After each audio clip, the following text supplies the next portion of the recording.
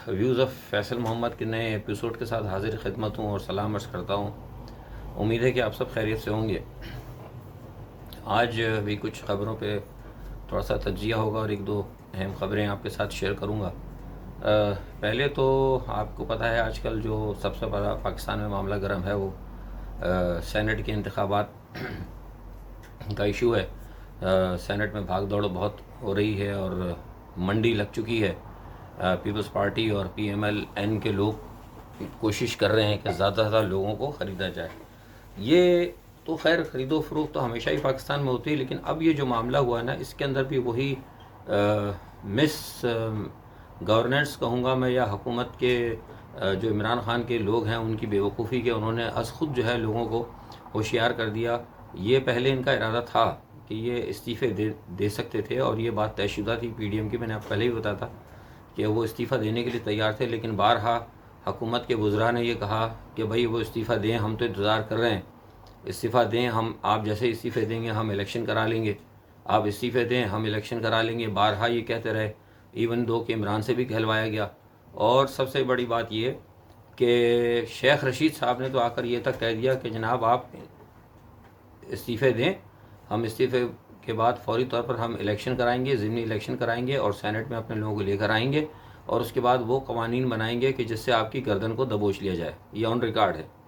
तो अब आप मुझे बताइए सब बातें करने की क्या ज़रूरत थी? अगर आप किसी शख्स को जिसको कोई सज़ाए मौत हुई हो, अगर उसको खुद रास्ता बता देंगे कि तुझे फंदे से बचने का रास्ता कौन सा है, तो वो आखिर में पूरी कोशिश करता है बचने की। तो रास्ते इन्होंने इनके साथ के लोगों ने खुद बता दिए, वरना तरीका तो सियासत नाम क्या है? सियासत नाम ही टेक्निक और ट्रिक का है कि कौन सी ट्रिक आप इस्तेमाल करते हैं और कौन सी टेक्निक आप इस्तेमाल करते हैं मस्बत तरीके से। अगर ये खामोश रहते तो ठीक है, इस्तीफ़ा देने देते। नतीजा क्या हुआ जब आपने इनको होशियार कर दिया? अब इन्होंने मंडी लगा दी है और इनकी पूरी कोशिश है मुस्लिम लीग नवाज़ की भी और पीपीपी की कि हर सूरत के अंदर जितने पैसे हमें देने पड़े एहतसाब में या वापस करना पड़े, उससे बेहतर है कि उसका 25% लगा कर लोगों को ख़रीद लें और सेनेट में अपने लोगों को ले आएँ। और सेनेट में लाने के बाद उन कवानीन को जो कि एहतसाब के हवाले से, या एहतसाब तो खैर रुक ही गया, एहतसाब मैं आपको पहले बता रहा था, तो उन कवानीन को और मज़ीद सख्त कर दिए जाएँ और उस पर इस तरह कर दिया जाए कि वो एहतसाब हो ही ना सके, बल्कि कोशिश ये करें कि सेनेट में लाने के बाद वो जो नैब का जो इदारा है उसको भी ख़त्म कर दें। ठीक है जनाब, ये इस पर काम बड़ी तेज़ी से हो रहा है। मैंने आपको खबर भी दे दी, तजिया कर दिया। अब दूसरी चीज़ आ जाइए ना, foreign funding case. Foreign funding case के हवाले से मैंने आपको पहले ही बताया था कि फ़ॉरेन फंडिंग केस को सिर्फ इसलिए रोका गया था, ये देखने के लिए, बदनीयती नहीं है इसमें, अपोजिशन तो कहती ना बदनीयती है, बदनीयती नहीं थी। बुनियादी तौर पर मैंने जो पहले बताया था आपको कि वो इसलिए रोका गया था ताकि वो चाहते थे कि ये जो निज़ाम की तब्दीली की बात की गई है, निज़ाम को दुरुस्त करने की बात की गई है, उसमें इमरान खान को थोड़ा सा चांस दिया जाए और वो देखें, क्योंकि उनके को पता था कि जो लोग यहाँ पर आए हैं इनके साथ, अगर फ़ॉरेन फंडिंग केस अगर चलता है तो फिर ये हुकूमत जो पहली मरतबा आई है, जिसको फर्स्ट चांस मिला है, ये नहीं चल पाएगी और ये हो सकता है कि ये ख़त्म हो जाए। तो इसलिए थोड़ी सी लचक दी गई थी। लेकिन आपने देखा कि अफसोस ही कह सकते हैं कि इमरान खान के गिर्द जो लोग जमा हुए, मैंने बहुत पहले ये बात कही थी कि ये जो पुराने लोग मेरी वीडियोस वगैरह देखते हैं, मुझे पढ़ते हैं, जब इमरान खान ने लिए थे इलेक्टेबल्स, तो मैंने कहा था कि आपने इतने सारे मुख्तलिफुल ख्याल लोगों को ले लिया है, ये आपके लिए बड़ी प्रॉब्लम बनेंगे, क्योंकि बुनियादी तौर पर आप चंद लोग रखें, अपने वही लोग रखते पीटीआई के, जो उनके जो असल लोग थे, जो यंग जीत कर आए थे, जो हकीकी पीटीआई के नज़रियाती लोग थे, उनको साथ लेते, और बाकी जो हैं आप पार्लिमानी तौर पर किसी को अपनी एडवाइज़र ले लेते, ऐसे लोगों को लेते जो अच्छे लोग होते, तजुर्बाकार होते, एक से एक तजुर्बाकार है, लेकिन वो बस नई नस्ल और नई नस्ल लेना बहुत अच्छी बात है, मैं नहीं कहता नई नस्ल का होना चाहिए नहीं, लेकिन नई नस्ल को पहले तजुर्बा भी होना चाहिए। उन्होंने सब जमा कर लिया, यंग चैप जमा कर लिया, कोई इधर से आ गया, कोई उधर से आ गया, किसी ने कहीं फ्रॉड किया था, किसी ने कहीं वो किया हुआ था। नतीजा क्या हुआ कि वो फिर सब ने आकर एहतसाब को नाकाम करने की कोशिश की। इसलिए नहीं कि वो इमरान को नाकाम करना चाहते थे, बुनियादी तौर पर इसलिए कि वो अपने आप को बचाना चाहते थे। नतीजा क्या हुआ कि वो मामला उन्होंने एक हद तक खींचा, लेकिन अब जब दबाव पड़ा तो फ़ॉरेन फंडिंग केस के मामले में जब मामला खुलने लगा है, अब आस्ते आस्ते ये फैसला हुआ है कि इसी महीने इसका भी फैसला हो जाएगा। देखिए, अगर ये फ़ॉरेन फंडिंग केस का अगर सही मायने में फ़ैसला हुआ, तो जो कानून है पाकिस्तान का इलेक्शन कमीशन का, उस हवाले से अगर देखा जाए तो पॉलिटिकल पार्टीज़ के अंदर ये बात बिल्कुल वाज़ेह है कि अगर कोई जमात अगर बाहर से फ़ंड लेती है, गैर मुल्की फंडिंग उसको होती है, तो वो जमात जो है कलअदम करार हो जाएगी और उसके तमाम के तमाम जितने भी अहदेदार हैं वो भी कलअदम। तो अब फॉरेन फंडिंग केस के अंदर आप देखें तो पीटीआई भी आती है इसकी जद में, और पीएमएल-एन भी है, और पीपल्स पार्टी भी है, क्योंकि ये तीनों पार्टियां जो है ना बाहर से पैसे लेती रही हैं किसी ना किसी समझ में। तो अब अगर ये अगर सही मानों में अगर ये फैसला हो जाता है तो फिर इसका मतलब ये है कि फिर तीनों पार्टियां और इनके जो अहदेदार हैं वो सब गए। मतलब इसका मतलब ये दूसरे अल्फाज में जो मैं आपको कहता रहा था कि निज़ाम गिरेगा, तो हो सकता है कि ये वजह भी एक निज़ाम के गिरने की बन जाए। ये भी मैं आपको खबर दे रहा हूँ कि हो सकता है ये भी वजह, अगर ये ना हो सके लेकिन ये भी एक वजह बन सकती है, ये एक रीज़न बन सकता है, क्योंकि अब दबाव बहुत ज़्यादा आ गया। नतीजा क्या होगा कि फिर वही धाक के तीन बात जिसे कहते हैं कि जो जैसी सूरत हाल थी वो स्टेटस को और वही सारे मामलात इसी तरह आप रुके रहेंगे। और इसकी वजूहात वही हुई जो मैं आपको हमेशा से कहता रहा हूँ कि कंट्रोल नहीं था। इमरान खान के गिर्द इतने सारे लोग लेकर आ गए, इतनी लंबी चौड़ी 51-52 लोगों की वज़ीरों मुशीरों की फ़ौज। अब आप देखिए इसी लंबी फ़ौज रखने का नतीजा क्या हुआ। या नदीम अफजल चंद का जो मसला आया है वो क्यों आया, वो इसीलिए आया है कि इतने सारे लोग थे, और अगर कोई किसके साथ है, किसी ने अपना ग्रुप बना, देखिए जहाँ 50 आदमी होंगे ना वहाँ ज़रूर एक दो ग्रुप बन जाते हैं। 50 या 51 आदमी कोई किसी भी जगह भी अब चले जाएँ, 50 या 51 आदमियों का एक बाहर जहाँ होता है ना ग्रुप हो जाती है। तो अब आप मुशीरों में वज़ीरों में जब 51-52 आपने लगा ली तो वहाँ ग्रुप बंदी हो गई, किसी ना किसी के साथ हमदर्दी होती है। लेकिन अगर आपके पास सिर्फ वो एक काबीना होती छोटी सी 8 या 10 लोग होते, और उसमें ऐसे लोग रखे जाते जो कि जिनको के ख़ास तौर पर जो पीटीआई है वो नज़रियाती लोग होते हैं, और जो पीटीआई का नज़रिया था उसके तहत वो काम करते, और सिर्फ 6 या 7, मैं हमेशा से कहता रहा हूँ कि 6 या 7 एडवाइज़र रखते, एक्सपर्ट। उसमें नौजवानों की ज़रूरत नहीं थी, उसमें तजुर्बेकार लोग, सीनियर रिटायर्ड फ़ौजी, फ़ौज के बहुत सारे लोग हैं, कोई रिटायर्ड जजेस ले लेते अच्छे खासे तजुर्बेकार, जिनकी के वजह शोहरत, जिनका माजी साफ़ होता, तो वो रख के आप काम चला सकते थे। लेकिन हम तो शुरू से कहते रहे, बदकिस्मती से ऐसा नहीं हुआ, और अब आप देख रहे हैं कि सारे मामला जो है, मामला जब टोटली ना पॉलिटिकल केओस की तरफ जा रहा है। देखें अब इसी वजह से ये हुआ है। कल चंद साहब का भी मसला हुआ, और वो भी फिर नाराज़ हुए, उन्होंने कुछ बात कह दी, फिर उसके जवाब के अंदर उन्होंने उनके दूसरे मुशीर ने कोई बात कह दी, फिर तीसरे ने कह दी, तो करते करते नतीजा क्या हुआ आज आपके सामने है कि मामला जो है बहुत ज़्यादा अंदर ख़राब है। बहरहाल देखते हैं ये क्या होता है। आज एक और भी ख़बर ये भी चली थी कि वो तैयारा जो था एक लीज़ के ऊपर, वो कुआलालंपुर में, उसमें भी 2-3 लोगों ने मुझे कहा कि क्या हुआ। वो देखें ये तो नॉर्मल चीज़ है, ये होती रहती है। बुनियादी तौर पर जो लीज़ पे आपने तैयारे लिए थे, ये सारे के सारे तैयारे जितने साबिक़ा हुकूमतों ने जो लीज़ें ली थी वो सब महंगी, बहुत ज़्यादा महंगी लीज़ के ऊपर हासिल हुई थी। इन सब के अंदर किकबैक और कमीशन थी। मतलब आप यूँ समझ लें कि अगर एक तैयारा अगर आपको 10 साल की लीज़ पे, अगर मतलब एक मिसाल दे रहा हूँ मैं, $10,000 पे मिल सकता था, तो उन्होंने उसकी बिड जो है 10 की जगह $15,000 भरी कि भाई ये $15,000 पे हम आपको देते हैं, इसमें $5,000 आप हमें दे देंगे और $10,000 का आपके साथ मुआहदा है। तो अब ठीक है, कंपनी वालों ने भी, जिन्होंने लीज़ पे दिए थे तैयार है, उन्होंने भी सोचा कि भाई ठीक है, जो हमारी ऑफ़र है हमें वो भी मिल रही है, और उससे $100 हमें और ऊपर मिल रही है, सिर्फ इस बुनियाद के ऊपर कि हमने ये $5,000 इनसे ही लेके इनको वापस कर देने, इनकी हुकूमत से लेके इनके जेब में पर्सनली अकाउंट में डाल देने, या इनके बैरून मुल्क के अकाउंट में जमा करा देने, तो किसी को क्या तकलीफ़ हो सकती है। उनकी तो बिड मुकम्मल हुई। तो ये सारे जो है ना, सारे के सारे, मैं क्योंकि ये मैं आपसे तज्जिया नहीं कर रही है, मैं क्योंकि खुद बाहर होता हूँ और बहुत सारे मामलात में मैं देखता रहा हूँ, मैंने बहुत सारी चीज़ें देखी हैं, इनकी बिडिंग भी देखी है, इनके सारे मामलात भी देखे हैं। जो इनके फ्रंट मैन जो यहाँ यूरोप के अंदर हैं, जो अमेरिका में हैं, और जो इनके जो लोग डील करते हैं, उनको बहुत सारों को मैं जानता भी हूँ, राब्ते भी रहते हैं, इनके सारे तरीक़े वारदात से मैं वाकिफ़ हूँ। इसीलिए मैं बारहा मैं कहता रहता हूँ। और बहुत से लोग कहते भी हैं कि फैसल साहब, आप अक्सर लोग कहते हैं कि जी आप लोगों को गद्दारी का, भाई मैं किसी को गद्दारी का सर्टिफिकेट नहीं देता, ना मुझे हक बनता है, लेकिन कम से कम मुझे इतना तो हक देना कि अगर एक चीज़ मैं देख रहा हूँ सही, एक चीज़ मैंने देखी है, एक चीज़ में वाज़े है, बिल्कुल मुझे नज़र आ रही है कि एक शख्स गलत कर रहा है और रियासत के ख़िलाफ़ है, मुल्क के ख़िलाफ़ है, कौम का पैसा खा रहा है, तो अब आप कहते हैं कि वो भी मैं ना कहूँ, तो फिर ये बुनियादी तौर पर गलत होगा। इसका मैं जवाबदेह होऊंगा। मुझे कम से कम अगर एक चीज़ नज़र आती है तो मुझे उसको बताना चाहिए, कौम को बताना चाहिए। अब ठीक है, ये हमारी कौम की बदनसीबी कि कौम ने कभी इसके ऊपर परवाह नहीं की, हमारे हालात इस कदर ख़राब होते गए कि कभी कौम ने अपना एहसास लोगों में एहसास ज़िम्मेदारी नहीं था, तो उसकी वजह से ये हालात ख़राब हुए। बहरहाल अल्लाह मालिक है, हम तो फिर भी अल्लाह की ज़ात से भरोसा रखते हैं, और ये हमारा ईमान है कि इंशाल्लाह कुछ भी हो पाकिस्तान को कुछ नहीं होगा। गलतियां हुई बहुत सारी और इन्हीं गलतियों का नतीजा है। अच्छा, अब ये जो मैं आपसे बात मैं कर रहा था पीटीआई के हवाले से, अब आप देखें ब्रॉडशीट का जो मामला आ गया, ब्रॉडशीट के अंदर भी जितने लोग नाम सामने आ रहे हैं उसके अंदर भी आप देखें 200-250। अब ये 200-250 लोग जो आ रहे हैं उसके अंदर भी पीटीआई के लोग शामिल हैं। बात वही आ गई जो मैंने आपसे पहले कही थी कि इन्होंने बगैर सोचे समझे जो इलेक्टेबल्स के चक्कर के अंदर जहांगीर तरीन ने जो बंदे डाल दिए पीटीआई के अंदर, जिस वक्त जहांगीर तरीन साहब ने इधर उधर से लोग जो घसीट के डाले हैं ना, उसी वक्त से आप यकीन करें कि मैं समझ गया था कि पीटीआई का जो बुनियादी नज़रिया है ना इंसाफ का, यानी इंसाफ फराहम करना या एहतसाब करना, वो नाकाम हो गया था। इसीलिए मैंने कहा था इमरान खान को कि चलो आ तो गए हैं, मैंने शुरू में कहा था, ये बारहा मैंने उनको कहा कि चलिए आप आ तो गए हैं, जैसे तैसे अब ले आए हैं, आप एक काम करें। जो उन्होंने पहले दिन कहा था कि हम 100 दिन की कारकर्दगी, तो मैंने कहा ये 100 दिन 150 दिन की बात आप ना करें, आप एक ऐलान करें जैसे ही आप आते हैं, आने के फ़ौरन बाद ही आप इमरजेंसी लगाएं,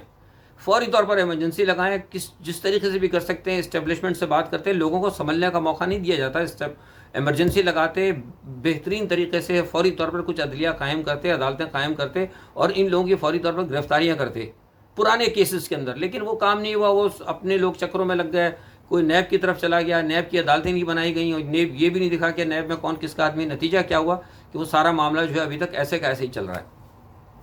तो अब देखें ब्रॉडशीट का मामला आया है। अब ब्रॉडशीट के अंदर जो है मामला, वो मैंने आपको पहले भी बता चुका हूँ, पहले भी कहता रहा हूँ, मैं क्या कहूँगा, 250-300 अरब से ज़्यादा डॉलर से ज़्यादा 250-300 जो अरब के करीब जो है ना पाकिस्तान का सरमाया ये लोग बाहर लेके जा चुके हैं। तो सुनने में ये भी आया था कि तकरीबन 100 अरब के करीब तो उनके पास ही डिटेल मौजूद है ब्रॉडशीट वालों के पास। तो उसका मतलब ये हुआ कि ये जो पनामा स्कैंडल था ये उससे भी बड़ा स्कैम है। तो देखें क्या होता है और इस पर अब किस तरीके से इमरान खान इसको देखते हैं, क्या इमरान खान की पोजीशन है वो कर सकते हैं कि नहीं कर सकते। क्योंकि मुझे नहीं लगता कि जितने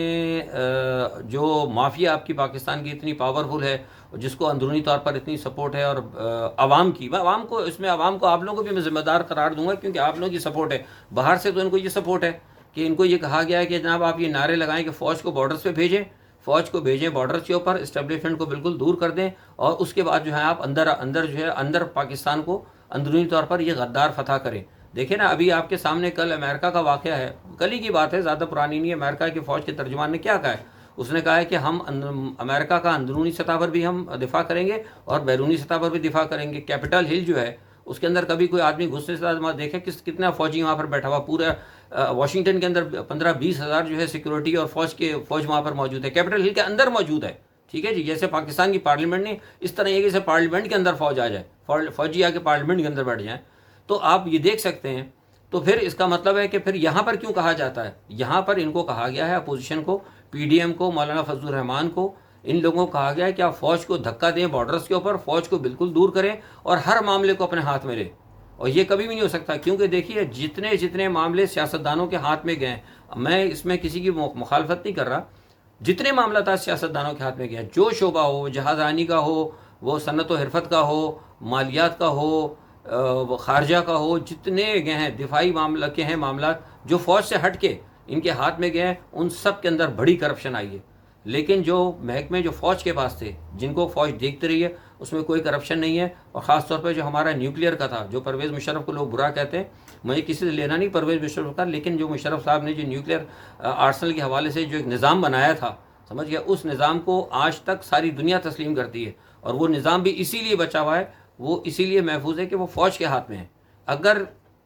ये न्यूक्लियर अगर होता दस्तरस के अंदर सिविल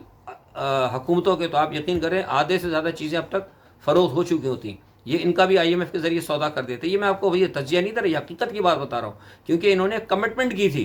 पीपल्स पार्टी ने भी कमिटमेंट की थी, बेनज़ीर ने भी कमिटमेंट की थी, मुस्लिम लीग नवाज़ ने भी कमिटमेंट की थी कि हमें इतनी ताकत दी जाए, हमें इतने सपोर्ट की जाए, हम आपके इस प्रोग्राम को इस हद तक लेके जाएंगे कि पाकिस्तान को बिल्कुल माशी तौर पर इस कदर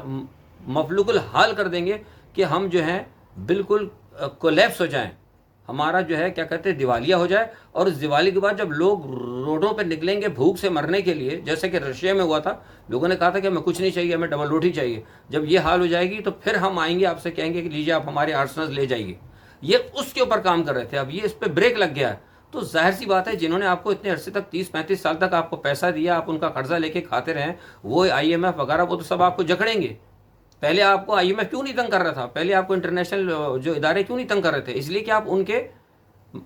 जो अहदाफ है उस पर काम कर रहे थे। अब वो अहदाफ रुक गए, लिहाजा ये सारे मामला को आपको देखना पड़ेगा। अच्छा, अब दूसरी तरफ आप ये देखें, थोड़ा सा मैं बता दूं कि ये जो पाकिस्तान के अंदर एक और मसला है, ये जो आ रहा है, ये इमरान खान को देखना पड़ेगा। इस्लामाबाद के अंदर जो पीडीएम लेके आ रहे हैं इलेक्शन कमीशन का घेराव करने के लिए, तो उसमें जो सबसे ज़्यादा ख़तरा है, मुझे तो और कोई बात नहीं, लेकिन मदारस के तलबे से जो तलबा हैं, मुझे उससे ख़तरा है कि हो सकता है कि मदारस के जो तलबा हैं उनको फजल रहमान साहब ने बहुत ज़्यादा वो किया है, मोटिवेट किया है, और वो हर किस्म की लड़ने के लिए वो तैयार हैं, और उनको कहा ये गया है कि ये जिहाद है। आपको पता है, उन्होंने खुद कहा है, तो वो थोड़ा सा इस हवाले से बहुत ज़्यादा मोटिवेट हैं लड़ने के हवाले से और पुरतशद्दुद माहौल बनाने के लिए। तो मुझे लगता है कि अगर ये वहाँ पर आए तो ये हो सकता है कि कोई मामला ख़राब कर दें। अच्छा, एक चीज़ तो ये हो गई। दूसरी सबसे बड़ी बात इसमें एक और ये है कि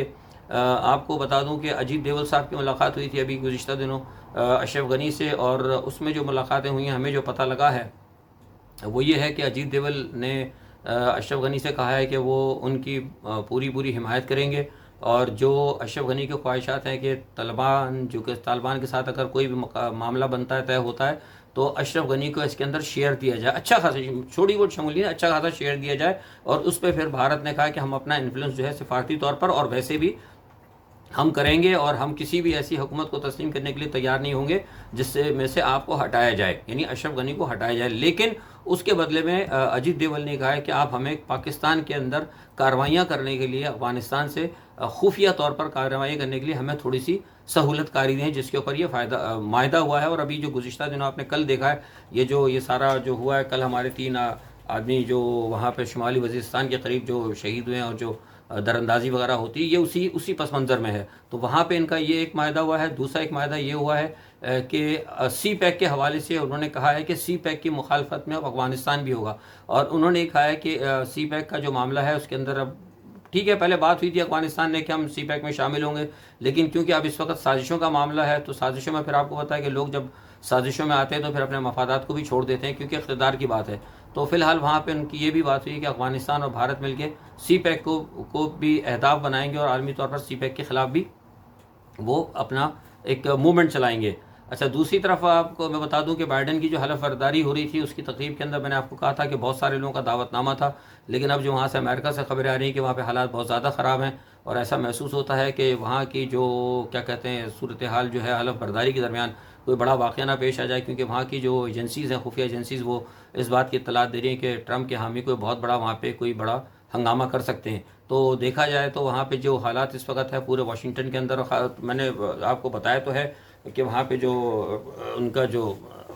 अपना क्या कहते हैं अमेरिका की जो सिचुएशन है वो बहुत ज़्यादा ख़राब है। और मेरे ये तो खैर 15,000 कह रहे हैं, लेकिन जो हमारे वहाँ से पता लगा कि 20,000 से ऊपर, 20-25,000 से ऊपर जो है वहाँ पे सिक्योरिटी फोर्सेस और फ़ौजी वहाँ पर मौजूद हैं, और बहुत ज़्यादा हाई अलर्ट है। ये छुपा रहे हैं बहुत सारी चीज़ों को, बहुत ज़्यादा, तो इनको ख़तरा है और इनको पूरी कोशिश है, और यही वजह है कि फिर फ़ौज के जो तर्जमान ने बयान भी दिया था। तो इसी वजह से फिर वो उन्होंने फ़ैसला किया है कि इनकी जो तकरीब है उसको भी मुख्तसर कर दिया जाएगा। और इसी बात को देखते हुए बहुत सारे मामला जो है मैंने आपसे कहा था कि रुके हुए हैं, और ये शायद हो सकता है आपको पता लगेगा अब ये फाइनलाइज जब होती है कि आया वाकई ये ट्रांजिशन पीसफुल होती है कि नहीं होती, क्योंकि बहुत सारे मुल्कों ने अपने पॉलिसीज़ जो है रिवर्स करनी शुरू कर दी। मिसाल पर सऊदी अरब ने